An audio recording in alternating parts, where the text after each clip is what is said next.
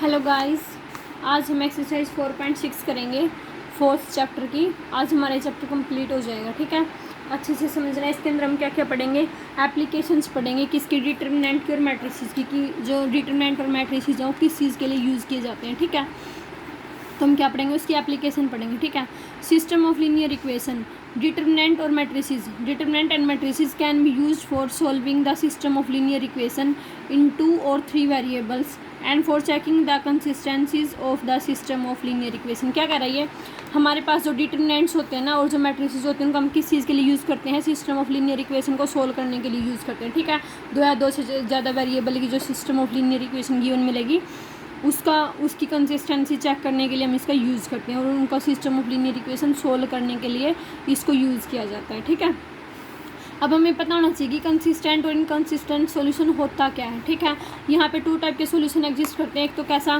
Consistent system होता है और एक कैसा होता है इनकंसिस्टेंट सिस्टम होता है। ठीक है, कंसिस्टेंट सिस्टम के अंदर क्या होता है, a system of equation is said to be consistent if its solution one or more और इनफाइनाइट एग्जिस्ट। हमारे पास कोई सिस्टम ऑफ इक्वेशन दे रखा है, ठीक है, उसको हम कंसिस्टेंट कब बोलेंगे, जब उसका क्या एग्जिस्ट कर जाए, कोई ना कोई सॉल्यूशन एग्जिस्ट कर जाए, चाहे तो 1 एग्जिस्ट कर जाए या फिर 1 से 2 या 2 से ज़्यादा या फिर इनफाइनाइट। ठीक है, इनफाइनाइट सॉल्यूशन एग्जिस्ट कर जाए तो उसको हम क्या बोल देंगे, कंसिस्टेंट सॉल्यूशन बोल देंगे। ठीक है, सेकेंड हमारे पास क्या आता है, इनकंसिस्टेंट सॉल्यूशन।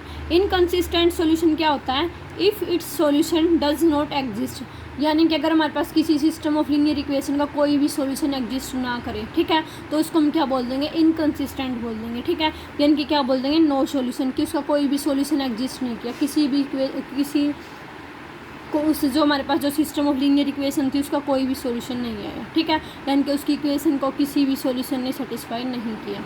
ठीक है, अब देखो, solution of system of linear equation using inverse of A matrix. हम क्या करेंगे, सॉल्यूशन निकालेंगे किसका, सिस्टम ऑफ लीनियर इक्वेशन का, किस मेथड का यूज़ करके, इनवर्स ऑफ ए मैट्रिक्स का यूज़ करके। ठीक है, यानी कि मैट्रिक्स का इनवर्स फाइंड आउट करेंगे, उसका यूज़ करके हम क्या निकालेंगे, उस लीनियर इक्वेशन का सॉल्यूशन निकालेंगे। ठीक है, तो देखो मैंने कंसीडर कर लिया लीनियर इक्वेशन, क्या ले ली, a1x plus b1y plus c1z is equal to d1, a2x plus b2y plus c2z is equal to d2, a3x plus b3y plus c3z is equal to d3। ठीक है, जो ये a1 a2 a3 है हमारे पास सारे के सारे क्या हैं, वेरिएबल हैं। ठीक है, और d1 d2 d3 ये सारे के सारे क्या हैं, कॉन्स्टेंट हैं। ठीक है, तो देखो ये मैंने जो सिस्टम ऑफ लीनियर इक्वेशन लिया है ये हमारे पास कैसे हो जाएगा, इसकी जो मैट्रिक्स रिप्रेजेंटेशन हो जाएगी वो क्या हो जाएगी, ax is equal to b के इक्वल हो जाएगी। ठीक है, जहाँ पे a है वो हमारे पास क्या आ जाएगा, a11 a12 a13 a21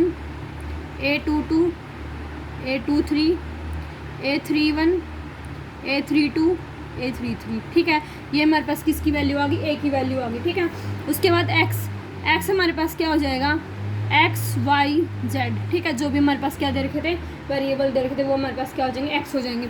b हमारे पास क्या हो जाएंगे, कॉन्स्टेंट हो जाएंगे, क्या d1 d2 d3 ये हमारे पास क्या हो जाएंगे, कॉन्स्टेंट हो जाएंगे। ठीक है, तो x is equal to b, हमारे पास क्या आ गया, इसकी मैट्रिक्स रिप्रेजेंटेशन आ गई। ठीक है, सिस्टम ऑफ लीनियर इक्वेशन की।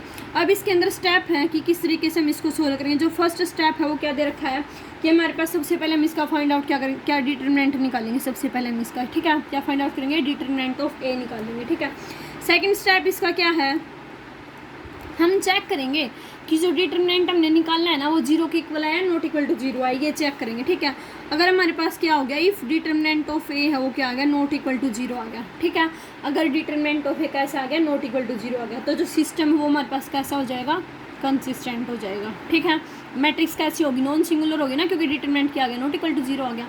ठीक है, तो यहाँ पे जो सिस्टम है वो कैसा हो गया, सिस्टम इज कंसिस्टेंट हो गया। ठीक है, सिस्टम कंसिस्टेंट हो गया तो इसका कैसा सॉल्यूशन आएगा, यूनिक सॉल्यूशन आएगा। ठीक है, and it has unique solution, इसका क्या आएगा, यूनिक सॉल्यूशन आएगा। ठीक है, जैसे हमारे पास ए एक्स इज इक्वल टू क्या था, बी था, दिस इम्प्लाइज दैट एक्स की वैल्यू हमारे पास क्या आ जाएगी, ए इनवर्स बी आ जाएगी यहाँ से। ठीक है, एक्स किसके इक्वल आ जाएगा, ए इनवर्स बी के इक्वल आ जाएगा। ठीक है, यहाँ से ए इनवर्स की वैल्यू क्या आ जाएगी, A inverse is equal to क्या था हमारे पास, 1 अपॉन में डिटरमिनेंट ऑफ ए और एडजॉइंट ऑफ बी। क्यों? क्योंकि यहाँ पे सेकंड मैट्रिक्स क्या लेके चल रहे हैं, सॉरी एडजॉइंट ऑफ ए आएगा, ठीक है, क्योंकि मैट्रिक्स हम क्या लेके चले, ए ही लेके चले ना, तो ये क्या आएगा 1 में डिटरमिनेंट ऑफ ए इंटू क्या आएगा एडजॉइंट ऑफ ए आएगा, ठीक है। जब हमारे पास क्या आ जाए डिटरमिनेंट नॉट इक्वल टू 0 आ जाए तो जो हमारे पास सिस्टम है वो कंसिस्टेंट हो जाएगा, कंसिस्टेंट हो जाएगा तो उसका कैसा सॉल्यूशन आ जाएगा, यूनिक सॉल्यूशन आएगा, यानी कि एक ही सॉल्यूशन आएगा, ठीक है। स्टेप थर्ड में क्या आएगा, अगर हमारे पास क्या आ जाए इफ़ डिटरमिनेंट ऑफ ए वो क्या आ जाए इज इक्वल टू 0 आ जाए, ठीक है। अगर हमारे पास determinant of A is equal to 0 आ गया ना तो हम क्या कैलकुलेट करेंगे, calculate adjoint of A into B, ठीक है, adjoint of A into B निकालेंगे, ठीक है। फिर वो चेक करेंगे कि जो adjoint of A into B है वो क्या आया है, नॉट इक्वल टू 0 आया है, इज इक्वल टू 0 आया, उससे हमें पता चलेगा कि इनफाइनाइट सॉल्यूशन आएंगे या फिर नो सॉल्यूशन आएगा, ठीक है।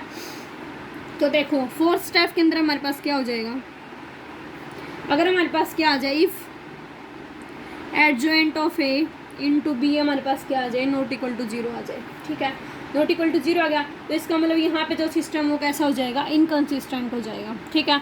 अगर क्या आ जाए adjoint of A into B क्या आ जाए नॉट इक्वल टू 0 आ जाए तो क्या हो जाएगा, देन सिस्टम इज इनकंसिस्टेंट, ठीक है। सिस्टम इनकंसिस्टेंट आ गया तो उसमें तो सिर्फ क्या होता है, एक ही चांस होता है, क्या, नो सॉल्यूशन, ठीक है। तो इसका मतलब यहाँ पे क्या आ गया, दैट इज़ नो सॉल्यूशन, ठीक है, कोई भी सॉल्यूशन नहीं आएगा। सेकंड थिंग हमारे पास क्या है, अगर हमारे पास क्या आ जाए if adjoint of A into B है वो किसके इक्वल आ जाए, 0 के इक्वल आ जाए, ठीक है। Adjoint of A into B है वो किसके इक्वल आ जाए, 0 के इक्वल आ जाए, तो हमारे पास क्या हो जाएगा, जो सिस्टम वो कैसा हो जाएगा, कंसिस्टेंट हो जाएगा, ठीक है। Then system is consistent. अगर हमारे पास सिस्टम कैसा होगा, कंसिस्टेंट हो गया तो इसका मतलब क्या आ जाएगा, यहाँ पे इनफाइनाइटली मैनी सॉल्यूशन आ जाएंगे, ठीक है। And it has infinitely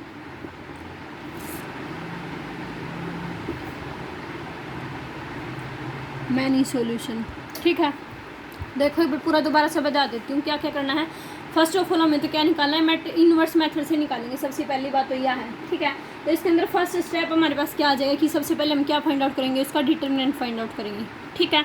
second thing हमारे पास क्या है, डिटरमिनेंट चेक करेंगे कि डिटरमिनेंट हमारे पास क्या आ रहा है, इक्वल टू 0 आ रहा है, नॉट इक्वल टू 0 आ रहा है, क्लियर।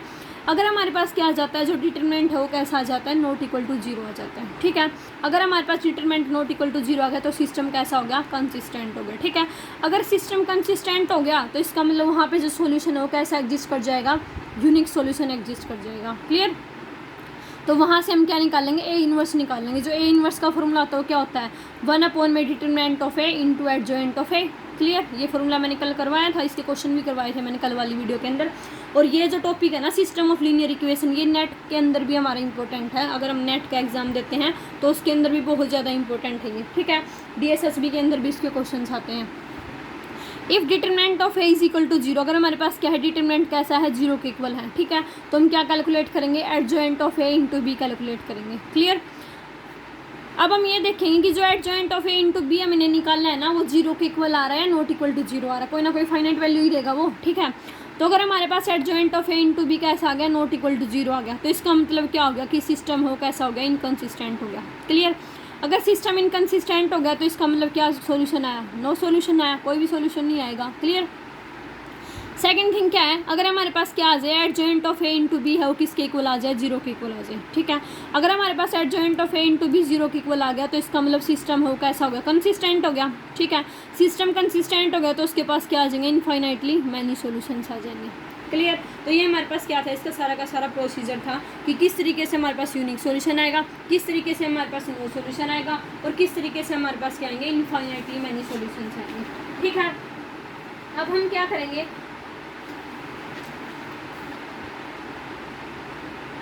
अब हम क्या करेंगे, क्वेश्चंस करेंगे, ठीक है। क्वेश्चन दिखाती हूँ मैं आपको, एक क्वेश्चन करके दिखाती हूँ।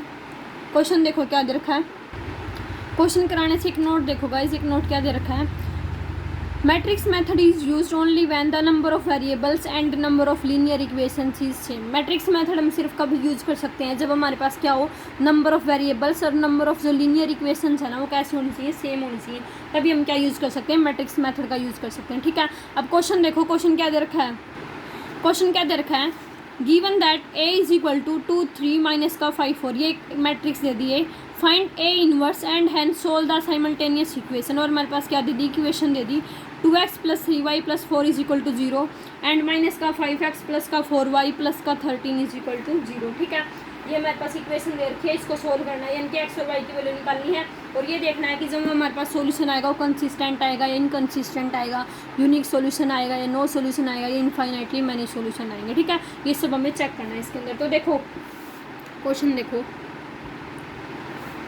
ए हमारे पास क्या गिवन है, 2 3 माइनस का 5 4। ठीक है, हम पहले क्या निकालेंगे, ए इनवर्स फाइंड आउट करेंगे, तभी तो हमारे पास आगे क्वेश्चन होगा। ठीक है, ए इनवर्स फाइंड आउट करेंगे, उससे पहले हम क्या देखेंगे कि मैट्रिक्स कैसी है, नॉन सिंगुलर है या नहीं है। अगर नॉन सिंगुलर है तभी उसका इनवर्स एग्जिस्ट करेगा। ठीक है, तो पहले हम क्या निकालेंगे, डिटरमिनेंट ऑफ ए निकालेंगे। डिटरमिनेंट ऑफ ए किस तरीके से आएगा, 4 की 2 के साथ मल्टीप्लाई करेंगे 8, माइनस का साइन ऑलरेडी आएगा, इसके साथ मल्टीप्लाई, माइनस में इन दोनों की मल्टीप्लाई, तो प्लस का कितना आ गया, 15 आ गया। ठीक है, तो ये हमारे पास कितना आ गया, 23 किसके इक्वल आया, नॉट इक्वल टू 0 आया, तो इसका मतलब ये कैसा आ गया, नॉन सिंगुलर मैट्रिक्स तो आ गई हमारे पास। ठीक है, यानी कि इसका जो इन्वर्स है वो तो एग्जिस्ट करेगा। ठीक है, अब हमारे पास क्या आ गया, अब हम क्या निकालेंगे, इससे कोफैक्टर्स निकालेंगे। ठीक है, तो देखो कोफैक्टर्स ऑफ ए क्या आएंगे, जैसे A11 A12 A21 A22। एक तो डायरेक्ट मेथड था क्या कि इन दोनों को तो आपस में इंटरचेंज कर दो और इन दोनों के साइन चेंज कर दो, वो तो सीधा होता ही है 2 के लिए, बट मैं आपको थोड़ा सा और मतलब रिवाइज कराने के लिए आपको दोबारा निकाल के दिखा सकती हूँ कैसे आएंगे। A11 है वो कैसे आएगा, -1 की पावर क्या आएगा, i प्लस जे के यानी कि 2 है। ठीक है, यहाँ पे हमारे पास क्या आ जाएगा, i प्लस जे, यानी कि इसको और इसको छोड़ दूंगी तो क्या आया, 4 आया, यानी कि यहाँ पे हमारे पास क्या आ गया, 4 आ गया। ठीक है, A12 हमारे पास क्या आएगा, यानी कि ये वाला एलिमेंट, ये वाला इसकी वैल्यू निकालनी है, तो फर्स्ट रो को और सेकंड कॉलम को छोड़ दूंगी तो क्या आ जाएगा, -5, यानी कि -1 की पावर 3 और -5, तो ये हमारे पास कितना आ गया, +5 आ गया। ठीक है, अब मैं थर्ड क्या निकालूंगी, A21 निकालूंगी, यानी कि ये वाला एलिमेंट निकालूंगी, तो फर्स्ट कॉलम को और सेकंड रो को छोड़ दूंगी तो -1 की पावर 3 इंटू में 3, ये हमारे पास कितना आ गया, -3 आ गया। ठीक है, सिमिलरली मैं क्या निकालूंगी, A22 निकालूंगी, ये वाला एलिमेंट, तो इस सेकंड कॉलम को और सेकंड रो को छोड़ दूंगी तो क्या आएगा, -1 की पावर 4 इंटू में 2, तो ये हमारे पास कितना आ गया, 2 आ गया। ठीक है, ये हमारे पास क्या आ गया, इसका कोफैक्टर्स आ गए इसके। ठीक है, तो हमारे पास जो कोफैक्टर्स हैं यानी कि, तो एडजॉइंट ऑफ ए क्या हो जाएगा, एडजॉइंट ऑफ ए हमारे पास क्या आ गया, जो भी कोफैक्टर आए उनका क्या कर देंगे, ट्रांसपोज कर देंगे, जैसे 4 5 -3 2 ये आए हैं, तो इनका क्या कर देंगे, ट्रांसपोज कर देंगे, वो हमारे पास क्या आ जाएंगे, एडजॉइंट ऑफ ए आ जाएंगे, यानी कि 4 -3 5 2। ठीक है, ये हमारे पास क्या आ गए, एडजॉइंट ऑफ ए आ गए। ठीक है, अब ए इनवर्स कैसे निकलेगा, ए इनवर्स क्या आएगा, 1 में determinant of A into adjoint of A. ठीक है, डिटरमिनेंट ऑफ ए कितना आया था, 23 आया था, तो क्या आया, 1 में 23 इंटू एडजॉइंट ऑफ ए क्या आएगा, 4 -3 5 2, ये जो आया था हमारे पास। क्लियर, लिख दिया हमने यहाँ पे। अब ये हमारे पास क्या आ गया, ए का इनवर्स आ गया। ठीक है, तो अब देखो, अब हमारे पास सिस्टम ऑफ लीनियर इक्वेशन क्या दे रखी थी, ये दे रखी थी दोनों की दोनों इक्वेशन। ठीक है, तो कैसे निकाल लेंगे, ax is equal to b, ax is equal to b. ठीक है, ए की वैल्यू हमारे पास क्या दे रखी है, 2 3 -5 4 दे रखी है, एक्स मेरे पास क्या दे रखा है, 2 वेरिएबल दे रखे हैं एक्स और वाई। ठीक है, बी मेरे पास क्या दे रखा है, जो भी कॉन्स्टेंट वैल्यू दे रखी है, क्या दे रखी है, -4 और -13। ठीक है, तो दोनों की दोनों वैल्यू माइनस की हो जाएंगी, तो बी हमारे पास क्या आ गया, -4 और -13। ठीक है, तो अब देखो, अब हम क्या करेंगे, हमें पता है जो डिटरमिनेंट आया था वो क्या आया था, 23 आया था, इसका डिटरमिनेंट क्या था, 23 आया था, डिटरमिनेंट ऑफ ए है वो क्या था, 23, यानी कि नॉट इक्वल टू 0 आया था। तो इसका मतलब क्या हो गया कि जो सिस्टम ऑफ लीनियर इक्वेशन है वो कैसा हो गया, कंसिस्टेंट हो गया। ठीक है, यानी कि जो सिस्टम ऑफ लीनियर इक्वेशन है वो कैसा हो गया, कंसिस्टेंट हो गया। ठीक है, कंसिस्टेंट हो गया, तो इसका मतलब कैसा सॉल्यूशन एग्जिस्ट करेगा, यूनिक सॉल्यूशन एग्जिस्ट करेगा। ठीक है, दिस इम्प्लाइज दैट सॉल्यूशन हो कैसा हो गया, यूनिक सॉल्यूशन हो गया। क्लियर, अब हम क्या करेंगे, इन वो करेंगे एक्स वाई की वैल्यू निकालेंगे, तो एक्स हमारे पास क्या आ जाएगा, ए इनवर्स बी आ जाएगा। ठीक है, तो ए इनवर्स बी की वैल्यू हमारे पास क्या आएगी, ए का इनवर्स क्या आया था, यहाँ से ए का इनवर्स क्या आया था, 1/23, 4 माइनस का 3, 5 2 ये वाला आया था, तो यहाँ पे लिख देंगे। तो यहाँ पे क्या आ जाएगा, 1/23 क्या आया था, 4 माइनस का 3, 5 2, ठीक है। बी की वैल्यू क्या आई थी, ये माइनस का 4 माइनस का 13, ठीक है। 1/23 एज इट इज़, इन दोनों को सोल्व करेंगे। पहले फर्स्ट रो की फर्स्ट कॉलम के साथ मल्टीप्लाई करेंगे, 4 4 जा 16, यानी कि माइनस का 16 प्लस का क्या आ जाएगा 39, ठीक है। फिर क्या करेंगे, इस इक्वेशन की इसके साथ मल्टीप्लाई करेंगे, तो ये हमारे पास कितना आ जाएगा, 5 4 जा माइनस का 20 और माइनस का 26, क्लियर। तो ये क्या आ गया, 1/23 कितना आ गया, ये तो आ गया 23, ये है हमारे पास कितना आ गया माइनस का 46, ठीक है। तो अब 23 को अंदर लेके जाएंगे तो इससे भी डिवाइड हो जाएगा और इससे भी डिवाइड हो जाएगा, ठीक है। तो ये हमारे पास क्या आ गया 1 माइनस का 2, ठीक है। यहाँ पे हमारे पास क्या था, x था, x क्या था, x और y, ठीक है। दिस इम्प्लाइज दैट x की वैल्यू क्या आ गई 1, y की वैल्यू क्या आ गई माइनस का 2, यानी कि क्या आ गया, यूनिक सॉल्यूशन आ गया हमारे पास, ठीक है। तो ये हमारे पास क्या आ गया, कोरस्पॉन्डिंग एलिमेंट को कंपेयर करके एक्स वाई की वैल्यू आ गई, ठीक है। तो ये हमारे पास कैसा सॉल्यूशन आ गया, यूनिक सॉल्यूशन आ गया, ठीक है। सारे क्वेश्चन ऐसे ही करने हैं, तो आप कर लोगे आई थिंक क्वेश्चन अच्छे से। बहुत इंपॉर्टेंट एक्सरसाइज है ये, इसको अच्छे से कर लेना। Thank you.